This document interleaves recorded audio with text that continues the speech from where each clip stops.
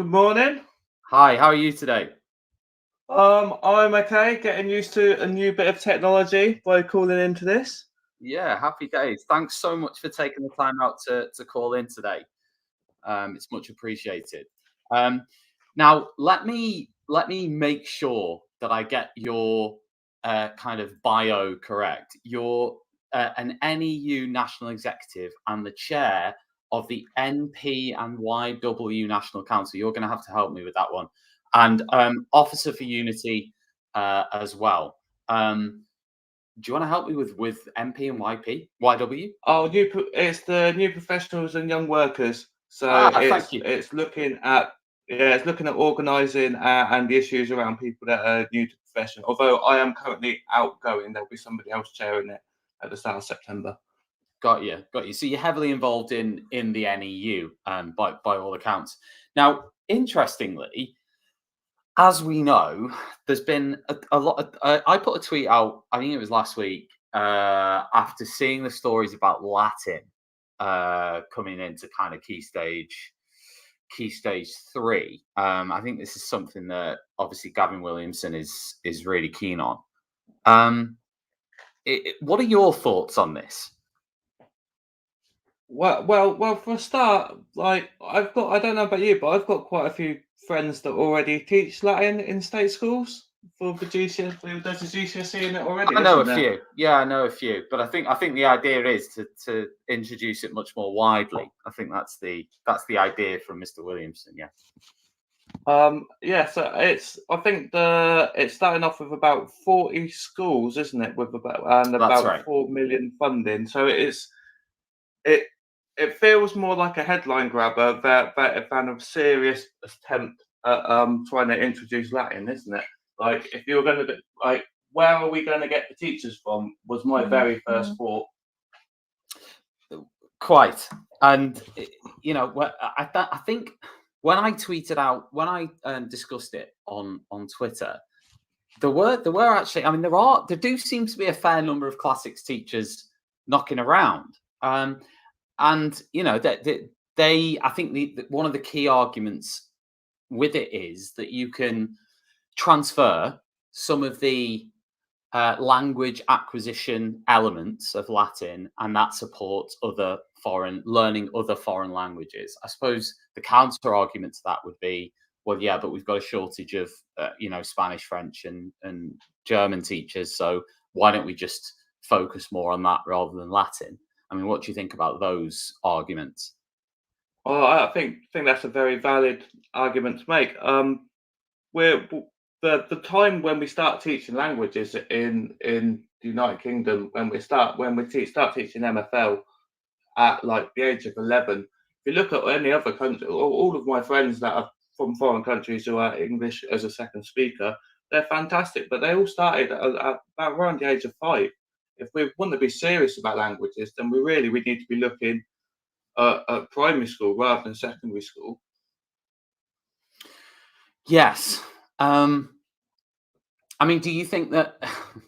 I mean, I suppose ultimately it comes down to preference, doesn't it? In some ways, in terms of like you've got you've got a box of language subjects, you've got a box of things that students can learn, and I guess then it comes down to a choice in terms of what they do. I mean, do you think when it comes to Latin, there is a certain element of this is high challenge, so therefore it's something that we want in this kind of new age in this new curriculum era? Is there some element of that in terms of this is a traditional subject, it's very high challenge, and it's attractive to some schools in terms of in those respects? I mean, do you think that's what attracts some of them, or do you think it goes further than that? I mean, what is the Latin attraction, if you like?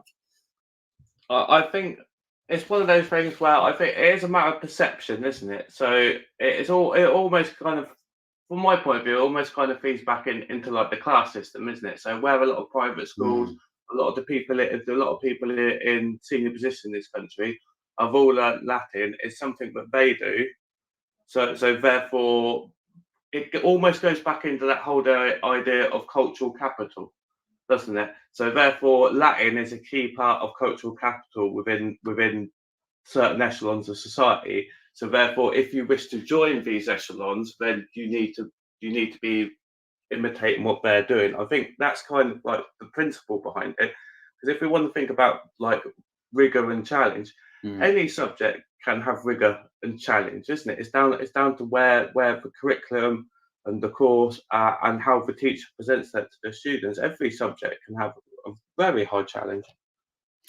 Absolutely. I think there is a perception that some subjects are more challenging than others, and usually they are of the academic ilk. You know, and there has been that sidelining of the arts. And one thing that I've argued quite rigorously is the idea that art, you know, there's this weird thing of like, oh, art isn't as challenging isn't as, I don't know, as high end or whatever as something like, I don't know, maths, but actually art is just as technical. It's just as complex. It's just as valuable. I mean, when you think about the future and you think about the things that are going to have even financial value, then art, drama, things of this ilk. I mean, they're the things that we export the most of out of this country is theatre, arts, TV, movies, all kinds of literature. You know, these are the things we export. So it's an interesting concept that we're almost. I don't know. I wonder whether I know there's the counter argument to that is about kind of but it's not about future jobs. It's not about future prosperity. It's just about learning. It's about the joy of learning. It's about knowledge acquisition. It's about wisdom. Do you understand what I mean? And then you've got like those two lines of thinking, and it's kind of like I think often it's the kind of it's the knowledge side of it that wins often now. I don't know whether it's always been like that. I don't know what you think about that, but just those. Yeah, well, that's the other thing, isn't it? When we talk about a kind of like private schools and the kind of curriculums that they offer, there's a lot of attention paid on the academic, but like they're fantastic facilities for support. They really do support creative subjects as well. Various friends that work and family members that work in some of the top private schools, like they offer a tremendously broad curriculum, and they really do appreciate that kind of those creative subjects as well. They provide the resources, they provide the time, and you've got to wonder if there's got to be a massive benefit to having such a broad curriculum, the ability to develop confidence in a variety of different skills, both skill based and academic. I think that's really what whenever we have these kind of discussions, we always end up being pulled into quite a narrow perception of perceptions of what our education system should be. And it's really looking more at kind of like a joined up approach, isn't it? Mm-hmm. Yeah, I mean, my tweet that I put out last week about kind of bricklaying and this idea that, I think my question is why isn't something like bricklaying much more prevalent and prominent in schools? And there was a range of responses. I mean, a lot of people pointed out funding, but then equally we could say, well, Latin looks like it's going to get a batch of funding. Other subjects get funding. There's a lot of CPD funding. And there does seem to be that lack of appreciation of things like bricklaying, electronics, plumbing, other things that will lead directly to jobs. There is an avenue there, and also very well paid jobs. I mean, do you think this comes down? What is the reason we don't have more of this happening? I think funding and resources is an issue. I also think there's an element of time as well. If you consider that we've seen a reduction in PPA time for a lot of teaching staff, that we're seeing ever increasing workload from outside the classroom. When we ran a bricklaying like building course in our school, it was quite labour intensive to try and get everything together because we had to rely on external assessors need to come in. We needed to get specialist trainers to come in. We then looked into developing apprenticeship routes with local employers and small local businesses, and all of that takes quite a lot of backroom organisation and time as well, which frankly we neither had the time or the money for. And there's also space. Like we had a whole separate terrapin set up so that you can have enough room to do this. It's the same with the technology department in the school I'm working at. It's had to be scaled back simply because we don't have enough room after having to increase our size of our year groups a few years ago. Yeah, I think one of the things that people pointed out is that if you were to, I mean, one of my ideas was that you would have like a bricklaying teacher who was actually like in the school, right? Or a, whatever, could be a plumber or whatever, somebody with that expertise. And then there would be like a set area outside, like maybe undercover somewhere, where they could do this, or like an empty, I don't know, an empty whatever, like a empty classroom, but just not even a classroom, just like an area, basically. I think one of the issues that people flagged up was the money that somebody would have to, like, for example, if you were to get an electrician or a plumber or whatever to kind of come in on a part-time or full-time basis into a school, you'd have to pay them more than what they earn outside, which under most school budgets, it's going to be impossible. But then equally, do we need to reimagine school budgets? Do we need to start thinking, right, okay, hang on a minute, this money and time that we're putting into X could be better put into Y, and the Y being this kind of investment in this, would we call it an apprenticeship route within school? Or, I mean, they're talking about cancelling BTECs, I don't know. I don't really know the backstory to that. Do you? The whole BTEC issue? I mean, again, that I think they're saying they're going to amalgamate BTECs in under some other umbrella. Well, we've kind of seen the erosion of BTECs for quite a while. If you think back, we used to have quite a few vocational BTECs that were worth like 3 or 4 GCSEs in total, and were quite extensive in what they demanded of students. And my students that did those kind of routes, they all did secure, most of them did secure very good apprenticeships at the end of it. And those were removed for valuations of more than one GCSE equivalency. So it's kind of a route we've been going down for quite a long time. And I think when we're looking at this, it's quite useful to look at what's been going on in our sixth form colleges and FE institutions. They've had a similar kind of issue with the ongoing attempts to roll out the T levels, haven't they? So there's been multiple consultations. There's been a lot of disagreement with what the government's been doing there, and those are the kind of routes and skill base that we'd need to link these kind of vocational BTECs into, really, because it's always not just thinking about what we're doing. It's where do they go with the qualifications once we've taught them. Yeah, absolutely.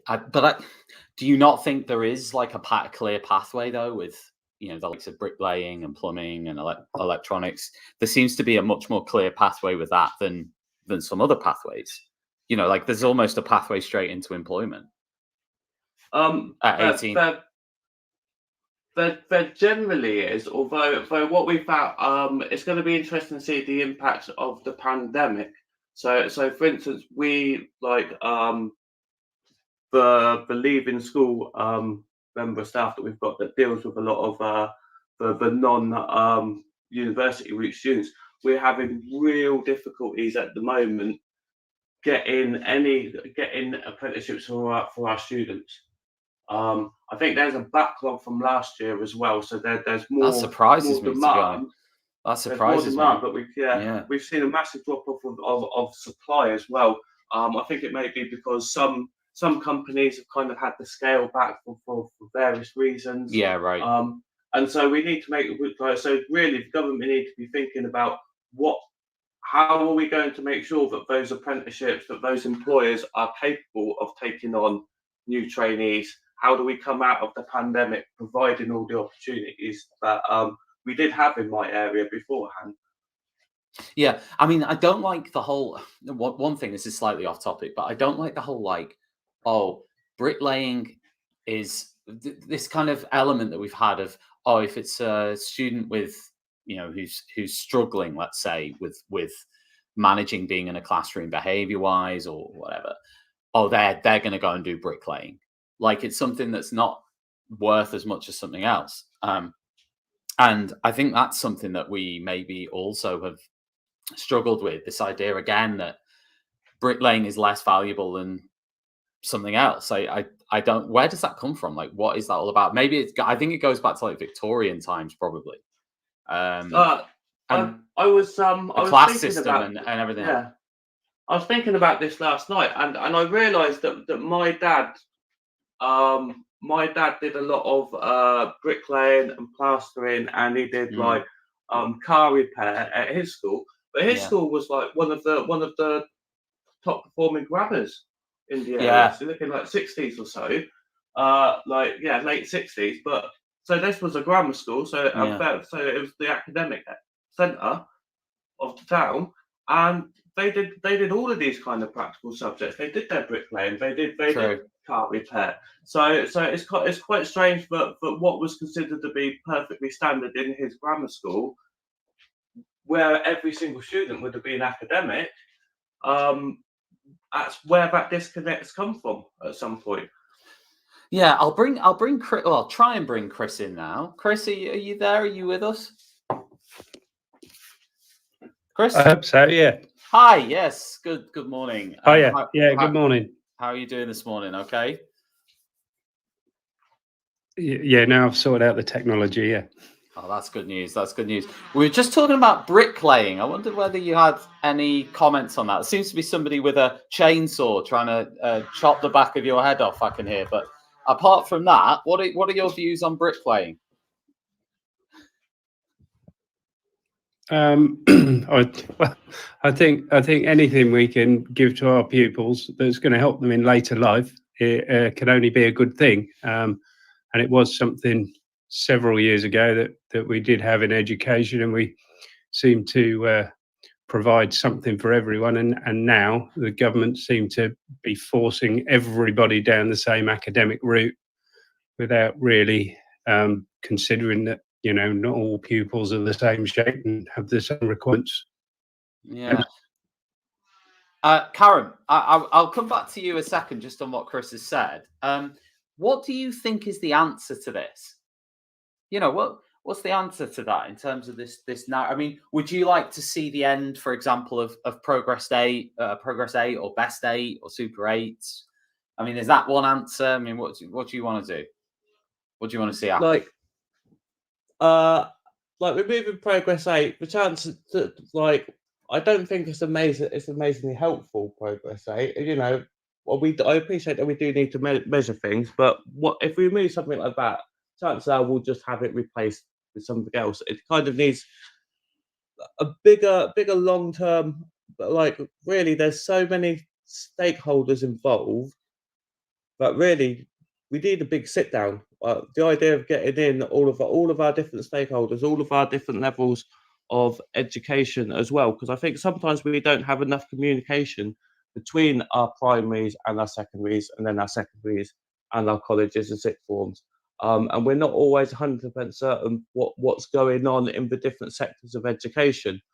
And then our understanding of kind of apprenticeships and the small little businesses that would be taking on these people. I think really we should be using coming out of the pandemic as an opportunity to sit down and almost have like a massive commission and get parents and students that have gone through the system. I'm quite happy to see some kind of like big overhaul, but I don't think that any of us have got all of the answers really. Yeah, I mean, it's a difficult one, isn't it? Because if you overhaul, that means that teachers are going to have, again, a huge workload implication to try and readjust to a new way of doing things. But then again, if it's a better way of doing things, then I guess it's worth it. But, again, it would be a hard sell, I think, especially with what's happened in the last year. to change things now. I think that's kind of when we it's the way that change has gone about in as we've gone along as well, isn't it? So a lot of changes come without a huge amount of notice. We if we were going to do something like a massive change, you kind of have to get a picture of where do we want to end up, where are we, and you need a kind of a longer term strategy from getting from A to B. The biggest problem with that is it takes longer than a political cycle.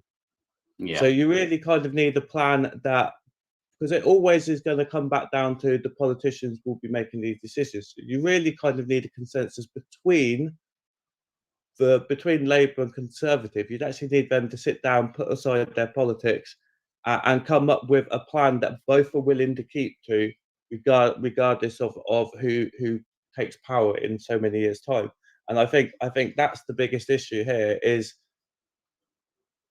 it requires our politicians to act like proper grown-ups and sit down and put aside interests, and that's not the way politics in this country works because of the adversarial nature of it all. I mean, I'm not sure it's a the challenge. politicians. I'm not sure the politicians in France or other countries are any better, but yeah, I get you. I take your point. Chris, we'll bring you back in again. Do you think that Latin, this idea of bringing in more Latin, is a good idea? No. Sure answer. No. Yeah, I mean, what are your views on all that? I just think who is going to benefit from being taught Latin in schools? I've had people tell me actually it helps with English skills, but at the same time, you would ask the question: okay, well, there's a handful of pupils who will benefit from speaking Latin. How many pupils would benefit from more music and drama, or something like bricklaying or plumbing, or any practical skills that pupils are going to need later in life? In the grand scheme of things, we need to look what we want to achieve in this country. What are we looking to do? Are we looking to produce pupils who will go on to contribute to society and be valuable members, or are we just going to go through some academic tick box exercise for an inspection process to say, yes, this school is great because it fits in all the boxes and it does X, Y, and Z, when actually we need to look at what pupils need and put pupils at the centre of the curriculum planning, and actually put things in place that is going to benefit pupils in the longer term. If I'd have been taught Latin at school, would it have been any use to me? I'm not entirely sure it would. It might come in useful now because we're going to have to find 1 million Latin teachers. But actually, when you think back to school, were we taught things that have benefited, in later life? Well, yes, some of the stuff we were taught, we have found very useful in later life, but there will be an awful lot that we were taught at school that probably we don't even remember. So it's all about making sure that every pupil has a curriculum offer that is suitable for that pupil. And just because someone wants to tick a box to say you've got this amount, and it goes back to your Progress 8, you've got some of this and some of that, you can do your English and maths, you can do a little bit of humanities, and you've got a modern foreign language. That's great. English and maths, everybody needs those skills. It's great to have a science background as well. But actually, do we need to be teaching every pupil every subject that they're required, to do currently, or do we need to look at making our curriculum something more suitable for individuals? Yeah, I mean, it's a difficult one, isn't it? Really, but I personally, I would like to see more vocational pathways, more vocational. I know we have vocational GCSEs, but I'm talking about much more at Key Stage 3 in the vocational side of things. Karen, we'll just bring you in to finish off. Karen, what are your thoughts just to finish off on this? I mean, your final word on Latin and bricklaying. I think the bricklaying is and those kind of vocational skills deserve the time and funding and attention a lot more than Latin. Is my summary. Thank you very much, Karen. Chris, it's been a pleasure. Hope to speak to you again soon, and hope to hear you again on Teachers Talk Radio. Thank you very much. Right, that was Chris and Karen talking about bricklaying and Latin, which is an interesting mix, isn't it? After the news, I'm going to be joined by my old friend Ed, and we're going to be talking about, we're talking about a range of things actually, but most notably, his recent article for The Independent on decolonising the curriculum. That's coming up in just a little bit. This is Teachers Talk Radio, and this is Teachers Talk Radio News.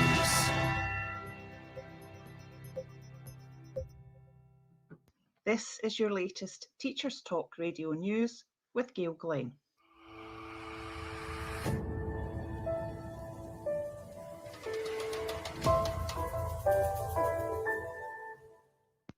In Scotland, the First Minister Nicola Sturgeon has announced that the wearing of face masks and social distancing in schools will remain for the first 6 weeks of the new academic year, which begins around the 16th of August.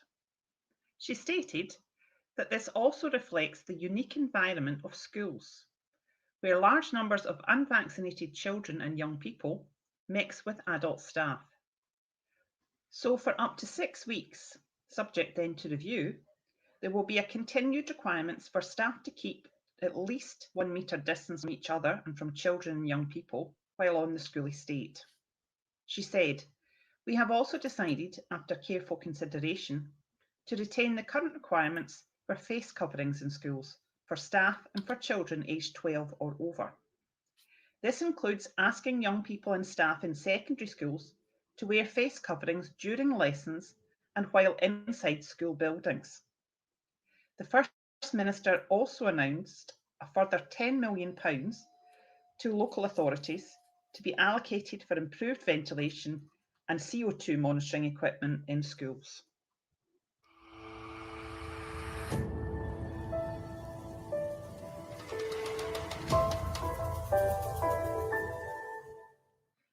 In England, research carried out by Oxford Homeschooling using Department for Education data has monitored the largest increase and decreases in bullying exclusions between 2018-19 and 2019-20.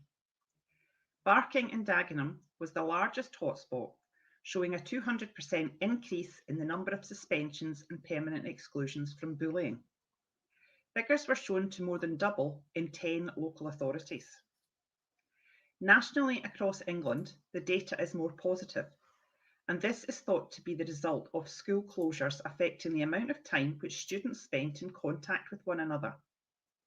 The number of bullying exclusions fell by 31% in 2019-20. Greg Smith, Head of Operations at Oxford Homeschooling, said, "These new exclusion figures cover the whole of the 2019-20 school year, but with the final term being conducted during lockdown, it's interesting to see how the data compares to previous totals. In many ways, the measures introduced during the pandemic, like reduced class sizes and increased supervision, have helped address the country's bullying problem. So it will be interesting to see if schools try to adopt some of these permanently, even though restrictions are easing." This has been your daily education news briefing.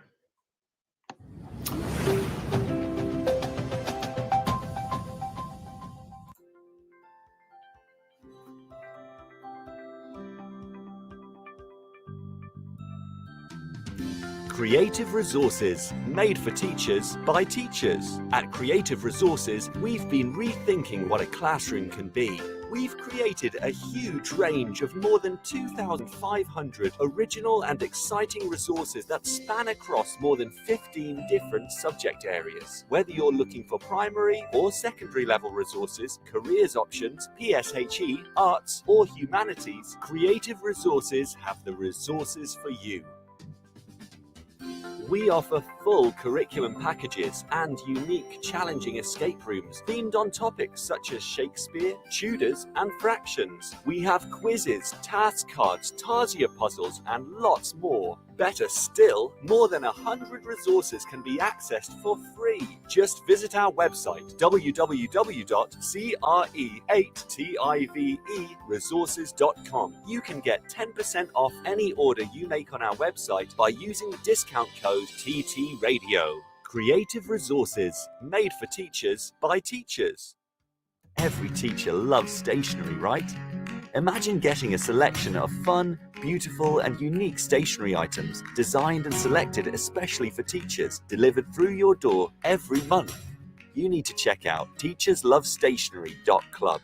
I'm always so excited when the box arrives. It's such a treat. My Teachers Love Stationery Club box is just a little treat to myself every month. It's always full of delightful and surprising items, including some really good quality stationery brands like Faber-Castell and Stabilo. And because you never know what you're going to get, it makes it even more fun and special when you get it. It feels really great to be supporting a family business that's run by real teachers. I can't help feeling like they just know what I'm going to enjoy using stationery-wise better than I do myself. Visit teacherslovestationery.club and enter the code TT Radio when you buy your first stationery box to save £2 today. teacherslovestationery.club. Introducing the Leadership Masterclass series by Diana Osagi. Learn how to ditch your fears and develop your leadership confidence. How to deal with difficult colleagues. How to thrive when you lead in a challenging environment. And how to get colleagues to buy into your vision. Join Diana for her online leadership masterclasses starting on the 10th of July and running all the way through the summer. These sessions are the perfect way to prepare and refresh for the next academic year and beyond. Book your place at courageousleadership.co.uk/events now. The first 50 leaders to sign up get an additional free mini coaching session with Diana herself. Don't miss this. Courageous Leadership Masterclasses at courageousleadership.co.uk/events. Welcome back. I love the first half of the show talking about bricklaying in Latin. I'm now joined by Ed Durrell. Ed, how are you this morning? Hello. Can you hear me all right? I can hear you absolutely fine. What are you up to right now? Are you in London? I am. Yeah, I'm in our office. Happy days. You are a director of Public First. You're also an ex-deputy and news editor at the Times Educational Supplement, writing on education, politics, pubs, and sport. Well, that's not what you're writing on. It just says that in your Twitter bio, but it would be cool if you were writing on those things. We have obviously worked together. When I was at the TES, I wrote a lot of blogs, and you were my amazing editor who was very patient with my lack of grammatical skill. And incredible. Touch and go relationship with apostrophes. At 100%. And if my mother was listening right now, she'd completely laugh her head off at that. But anyway, Ed, the reason that I've got you on the show today is to talk about your most recent article for The Independent, which came out 3 days ago. And the headline was, "People expect sensible debate about education, not inflammatory rows about decolonising the curriculum."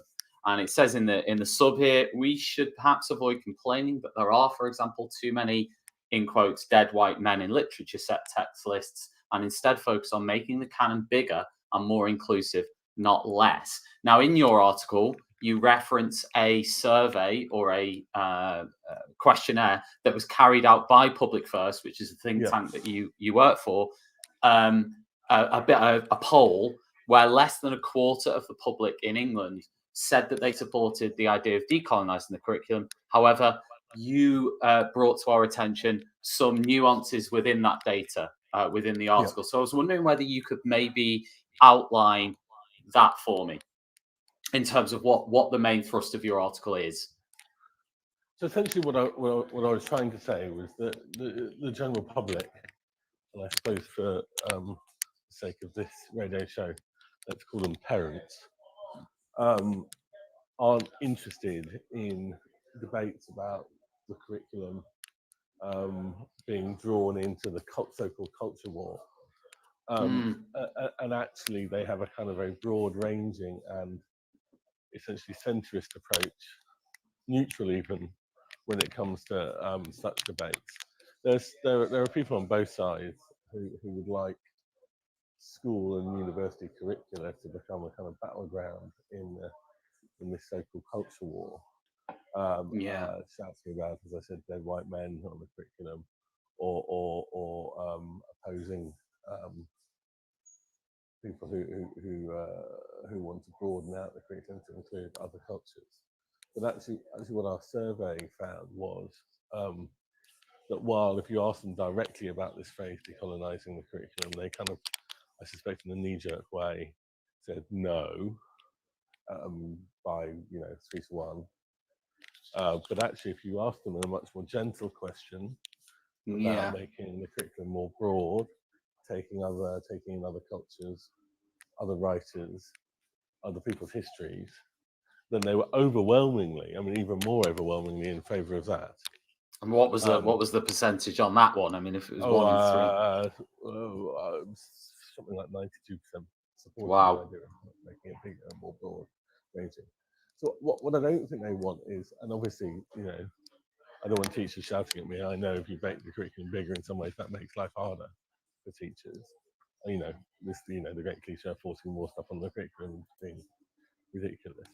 But what I think parents would like is the idea that you can still teach some of the kind of great.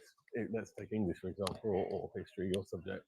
You would still teach British history.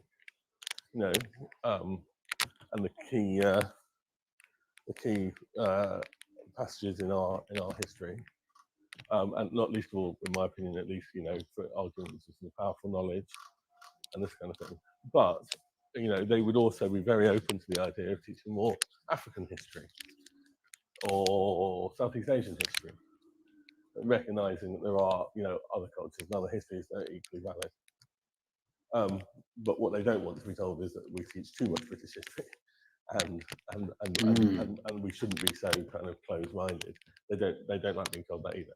So this isn't a terribly good answer for. But I suppose that I suppose the counter to that is two things really: is space in the curriculum, of course, and also time to implement. So I guess sometimes there isn't a choice. It's either kind of decolonize the curriculum or don't. To use that phrase, decolonize the curriculum. Or, you could use probably a number of other phrases, but decolonize the curriculum or don't. So if it came down to that choice, I mean, they're technically saying no, but you're saying that, hang on a minute, when they said no to that in the survey, it was specifically using that particular language of decolonize the curriculum, whereas you think that if you'd have used a different phraseology, that maybe more would have said, well, actually, no, we would choose that. I think what I'm trying to say is that actually there was a way of updating and modernising curricula to reflect the changing world. If you have it in a serious and nuanced and grown-up way, parents and the public are very open to that conversation. But they don't want it to be treated as a divisive attack on what they would perceive as their own culture. Yeah, I mean, and I think that's right. I think it would be nice to be able to have a serious and grown-up conversation about, whether there are too many. I don't like the phrase "dead white men," but whether the English literature canon set texts, for example, are too British focused. That'd be an interesting conversation to have. But it's very hard to have in a kind of sober, sensible, and considered way. Yeah, absolutely. Interesting enough, within your article, you also talk about an article that was done by one of your colleagues, James Frayne, where he talked about kind of like the English working class is much more liberal, and open on subjects like ethnicity, gender, and sexuality than many commentators, especially in the era of Brexit, might have us believe. I mean, what's the argument there? What's the basis of that? What evidence do we have for that? Well, I mean, the point James makes, and I would say, having done hundreds and hundreds of focus groups in the last year with the working class people in areas you might characterise as the red wall, you know, there are lots of people who assume because these areas voted overwhelmingly for Brexit, they are in some ways kind of racist or Neanderthal or, you know, backward looking. But actually on social issues, I think you find these working class people to be really very liberal. You know, I've never, you know, I think, and the evidence supports this. You know, white working class people in England overwhelmingly support gay marriage. They overwhelmingly say they would be happy if their child married, you know, interracially. You know, they aren't as often characterised by kind of what you might characterise as liberal media. They voted for Brexit because. Well, why did they vote for Brexit?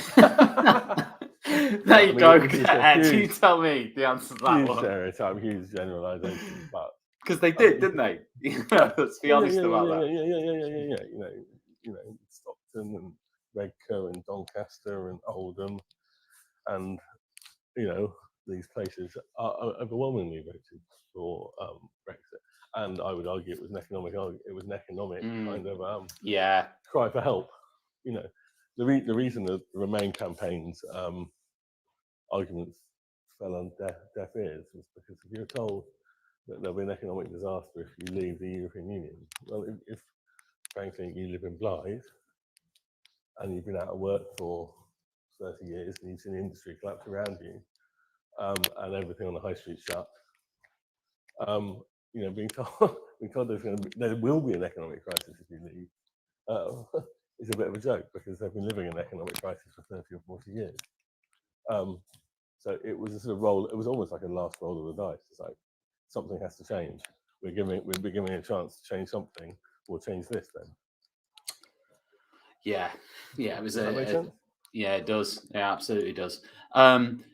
Now, just coming back to your article again, just further down here, it says there is a line to be. This is you writing. There is a line to be walked. We should perhaps avoid complaining that there are, for example, too many dead white men in literature set texts, and instead focus on making the canon bigger and more inclusive, not less. The British public evidently believe that young people should learn about cultures other than their own, but they also like traditional subjects and traditional works of literature. So again, you're talking really about this balance, aren't you, between the two. Now, do you think that debate in politics and education around these issues has become very polarized and is very polarized? You know, do you find that balance is coming through? And who do you think the voices presenting that balance are? Because I don't know where they are. So who are they? Me. No, I really don't think there are. I think that's one of the problems. And this is something I imagine your listeners will sympathise with, which is, you know, this is a classic example. Ed, can you do me a favour and just go a bit close to the receiver? Sorry, is that better? That's a bit better. And also if you can stay still as well, because there's like a little clicky sound. I don't know what it is, but maybe it's moving the headphones or something. I don't know. That's better. That's better. Okay. You know, classic example of education being used as a political battleground.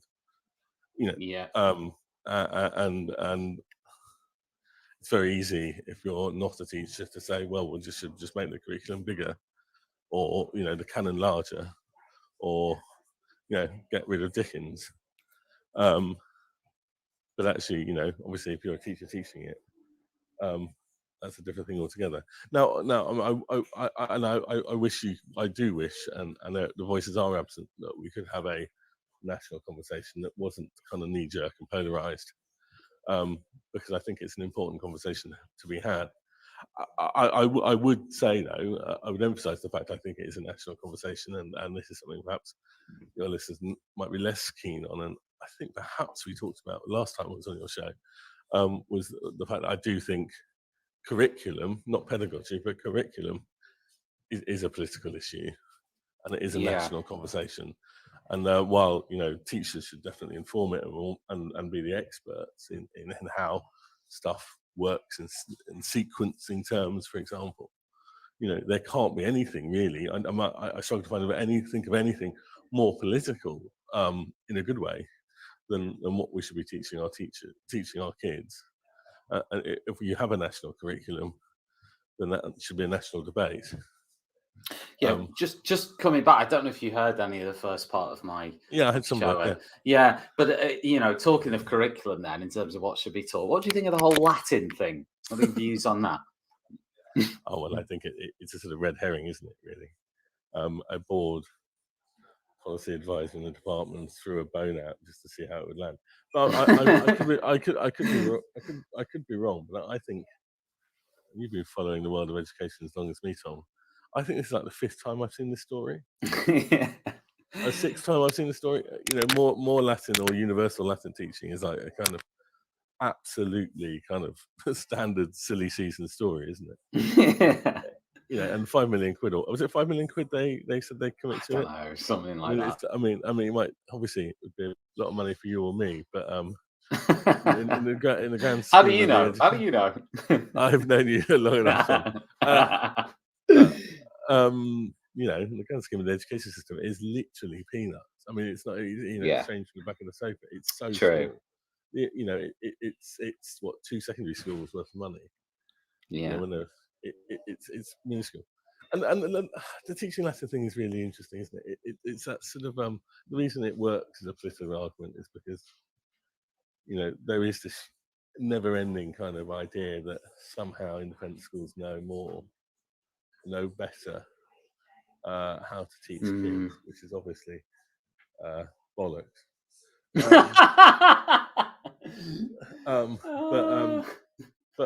But Latin sort of represents the kind of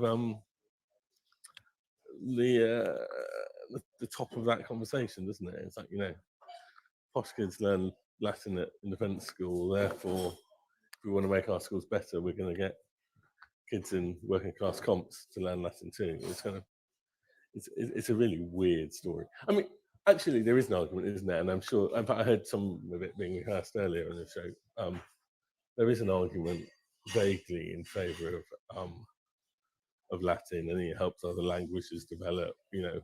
Once you've learned Latin, it's much easier to learn French. That's the one I kind of highlighted. Romance languages, which I'm sure is true, but I mean,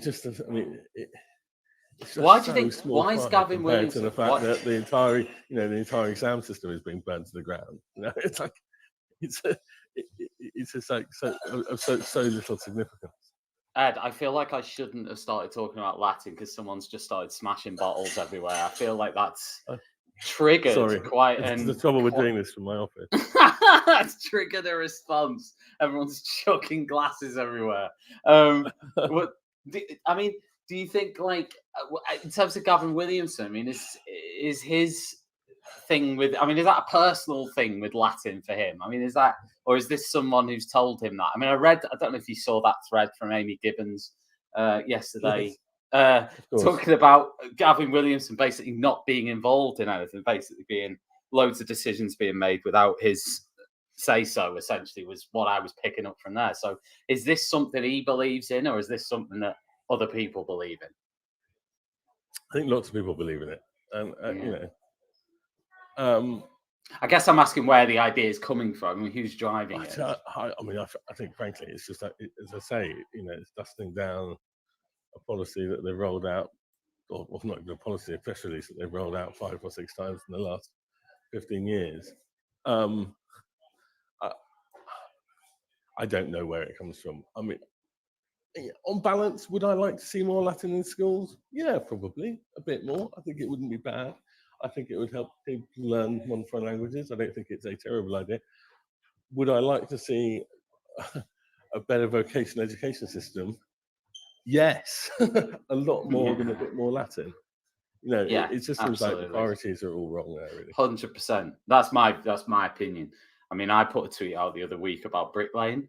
It was like a few days ago. Basically, like, I'd love to see a bit more of that. You know, it's just I don't get it, and I get the argument of look, it costs money. You need the provision, you need the setup and everything. But if that you just mentioned £5.5 million for Latin, which is a drop in the ocean, but actually £5.5 million could at least fund spaces for vocational work, or it could fund. You know, there's quite a long that would go a long way in some contexts in terms of just setting up spaces and facilitating a little bit more in terms of the idea of having more vocational subjects. You know, I don't know. And you know, you're right. And there may be better ways of spending the money. Did you learn any Latin at school, Tom? I actually did. Parnies, I did actually. I had to do it. I went to a state school, but I had to do it in year 7? I think I did it in year 7. Yeah, me too. I did it for 1 year. Yeah, year 7.